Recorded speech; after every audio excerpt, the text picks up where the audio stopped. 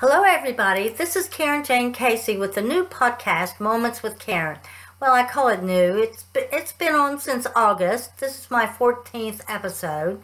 And this is where I share bits and pieces of my past or present moments in life, or things that I've learned from other sources, usually with the goal in mind to find lessons in it, or to share valuable experiences, or to find encouragement, or just to share joy. Today's topic is season spending pressures. Oh, just saying that, you can imagine what we're talking about. How many of us feel tremendous pressure at this time of year during the period between Thanksgiving and Christmas? All we want to do, or all the world wants us to do, is spend, spend, spend, regardless whether or not we can afford it. Well, I'm going to share with you a story about mistakes that I made, hoping that, you can glean something from it. And this is something that I did years ago when I was on a very limited income and my children were young. And, actually, I was barely getting by. And I felt the pressures as Christmas came along. How was I going to get these Christmas gifts, not only for my children, but back in those days, we bought for everybody. Relatives, friends, siblings, and the list went on and on.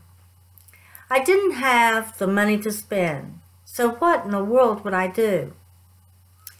Well, I decided to take advantage of the offerings that several of the stores had.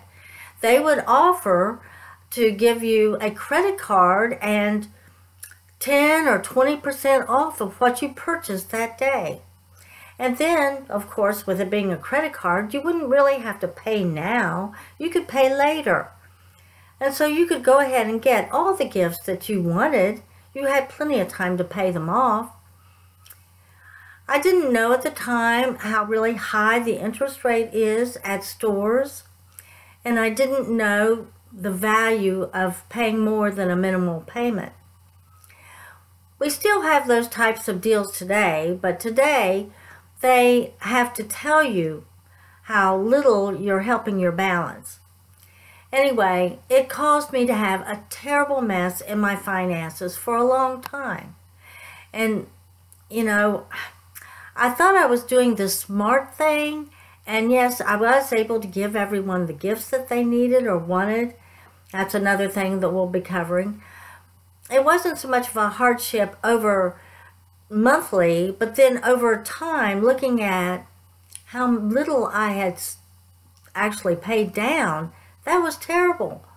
And I didn't realize that really until it was time for the next Christmas buying spree. And I looked at what I had and was like, well, I haven't paid off these credit cards from last year. What am I doing? All of a sudden it hit me. And just determined to save myself from increasing that debt, I didn't go that route anymore. I explained to many people on my Christmas list that I was not going to be able to exchange gifts this year. And I explained simply the truth. I cannot afford to do this. I'm still in debt from last year. And you know what? Several of them understood, and they were in the same boat. They were relieved not to be spending and exchanging on gifts to that extent anymore. And with that, I became determined to pay down, to close those store debts, 5 of them.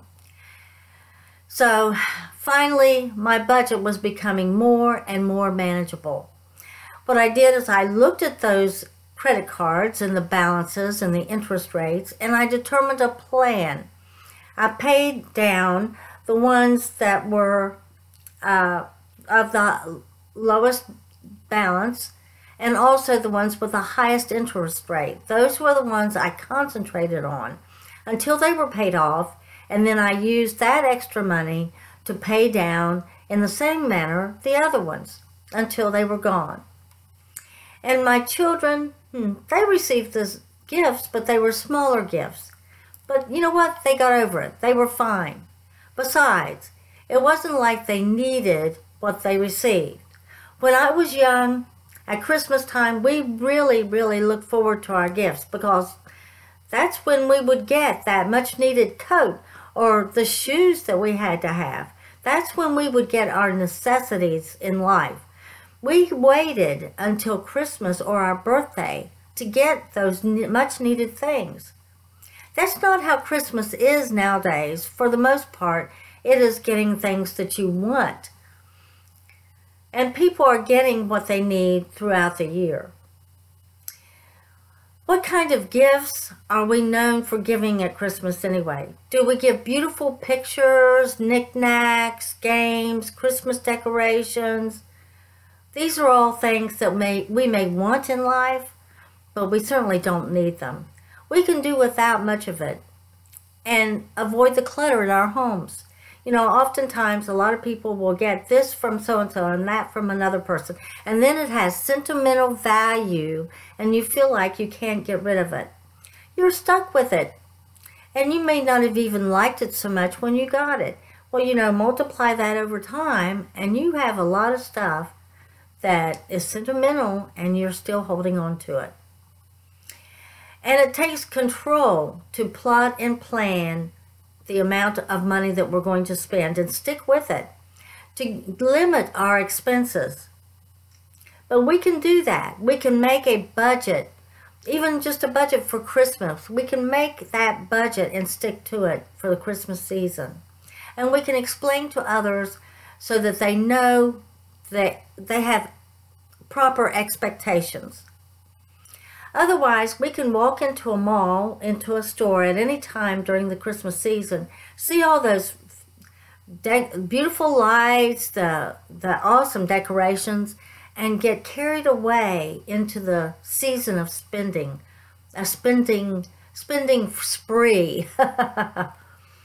That's impulse buying.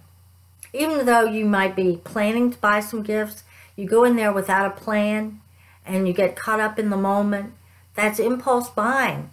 When we haven't planned ahead of time what amount of money we're going to spend on each person and what it is we're getting, the quantity of what we're getting. Impulse buying can run the debt up quickly, and usually that money is spent on things that we do not need, we can do without. What about all those extra sweets, chocolates, cakes, and candies and stuff? Do we need that? Well, that might be a topic I shouldn't be touching on because, we get sensitive to that. But just saying, many of us in this world today, especially in the United States, and it's statistics out there to show it, most of us are overweight or obese. We don't need to get that extra candy, sweets, cakes, and all that, and chocolate at Christmas time. It's not really a food group that we need. We don't need to be tempted with all the extra desserts around the house. If you think about it, we can suffer from the snowball effect if we're not careful. If we give in to the pressures of spending each year for Christmas, the next year, then we're pressured to outdo it, to get more, to buy more, to spend more, and then it goes on and on. If we're not careful, the list of people that we have that we're going to buy for, that too grows instead of decreasing. I mean, people are still having babies and there's more and more children coming, and more friends. Well, you don't have to buy for every single one of them. As I get older, I've already accumulated all the things that I need over time, and so I've gotten to the point of realizing that eventually there will be a time when I need to downsize. It becomes more difficult to take care of the home and the yard and all that. Well, isn't that true about many older people? Maybe we can consider that if we give loved ones, consider that as we give loved ones who are older a gift. What kind of gift might be more appropriate to give them? For instance, what would I like? Would I like a beautiful vase and candles or warm socks? Would I love a lovely set of knickknacks or an adult coloring book? You know, as we get older, we become more and more practical as we realize that we are on limited or fixed income, and, you know, it just changes our mindset. But, you know, we don't have to wait till we're older. We can start now. Instead of going into debt for the gifts each year, how about saving that money that would be spent on gifts, and exchange with each other? You know, exchange chores or services for each other, or make something, or get something inexpensive that a person might need instead of just want. Just think about the many possibilities of what we can use that saved money for. And we can plump up on our emergency fund. You know, our emergency fund should always be 6 months worth of what our normal expenses are. Most of the people in the United States do not have that adequate emergency fund. Well, ironically, in my story, I was one of those people who went to college over a decade after high school. And I attained a degree in business administration with concentration in accounting. And so now that I'm retired, I can use my time to give back to the community by helping other people to learn about budgeting, saving, and about debt. And it's a very satisfying thing to do. Well, was this episode helpful to you at all? I know I might have stepped on a few toes every once in a while. Let me know what your thoughts are. And I hope that you enjoyed this episode, Moments with Carin. This is Carin Jane Casey, author, speaker, domestic violence advocate, and ambassador for Christ. Stay tuned for Moments with Carin every Wednesday morning at 7, where we explore past and present moments to find lessons, entertainment, and encouragement. I also have 2 faith-based podcasts with StormTalk365Radio.com, which is what this one is on as well. Again, that's StormTalk365Radio.com. And my podcasts are Turn to God with Carin, which airs every Monday morning at 6:30. It's essentially about overcoming challenges in life. So how many people would need to hear that? And then my another podcast is Abundant Living with Carin every Tuesday morning at 7. And with that, we take a look at biblical principles. We have little Bible studies, and we talk about the good news of Jesus. The platform for these podcasts is Spreaker.com. And with that, we can simply Google the podcast by name, and we can see a listing of the episodes below it. And they're all available for our listening pleasure. We're also available on iTunes, Twitter, and Alexa on Amazon. Hosted by iHeartRadio and Spotify, and then the sites are growing daily. You can also go to Carin Jane Casey on YouTube. That's CarinJaneCasey. When you go to YouTube, then you can see these podcasts on video. And if you go there, please subscribe to my channel. My website is CarinJaneCasey.com. Do you see, a theme there? I would sincerely love to have any suggestions or feedback you might have. You can also reach me or contact me through my email address, which is CarinJaneCasey@gmail.com. Please, no advertising.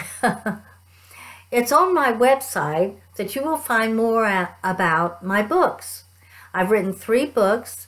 My first novel, My Dear Rosa Jean, is very suspenseful and dramatic, but at the same time, it shares about overcoming and healing. Mystery at Candace Bay is a real page-turner, entertaining and also encouraging. And then Granny Babysits the Mischievous 5. That book is a fun children's chapter book, and it's entertaining for kids and for grown-ups. My books are available at Amazon.com, Kindle, and Barnes & Noble Nook. Well, thank you and have a blessed week.